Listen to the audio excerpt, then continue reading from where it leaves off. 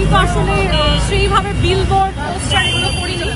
যেদিনকে প্রথম অ্যানাউন্স করেছিলাম এমপি প্রার্থী হব, তখন থেকেই বলেছি যে আমি অনেক বেশি পরিবেশে কাগজ নষ্ট করে এই প্রচারণা সাপোর্ট করি না। কারণ আমার কাছে মনে হয় বিলবোর্ডের আসলে একটা আপনারা জানেন বিলবোর্ড নেওয়ার একটা সিস্টেম আছে, সেটার জন্য একটা আর্থিক পেমেন্টের বিষয় থাকে। আমাদের নির্বাচনের সময় আমরা যে রাজনৈতিক প্রার্থীরা এই বিলবোর্ডগুলোকে এই জায়গাগুলোকে ব্যবহার করি, তাতে কিন্তু সরকারি রাজস্বের একটা বিশাল ক্ষতি হয়। বিশাল, ছোটখাটো ক্ষতি না, অনেক বড় ক্ষতি হয় আমাদের দেশের অর্থনীতিতে। তো এই সিস্টেমটা আমি পছন্দ করি না। আমার কাছে মনে হয় যে আমার যদি কারো যদি ভালো লাগে যে আমি আমার ছবি দিয়ে আমার প্রচারণা করবো বিলবোর্ডে পোস্টারে, তাহলে তার আসলে মডেলিং করা উচিত, রাজনীতি না। রাজনীতির মাঠে প্রচারণা করার একটা ভিন্ন ওয়ে থাকে।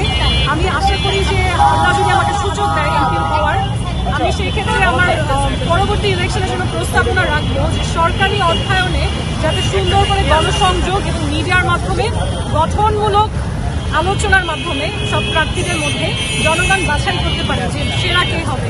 সেই বাছাইটা যেন আসলে পরিবেশ নষ্ট করে কিংবা আমাদের যেই টাকা দিয়ে জনগণের ভালো হতে পারতো সেই টাকাটা নষ্ট করে, স্পেস নষ্ট করে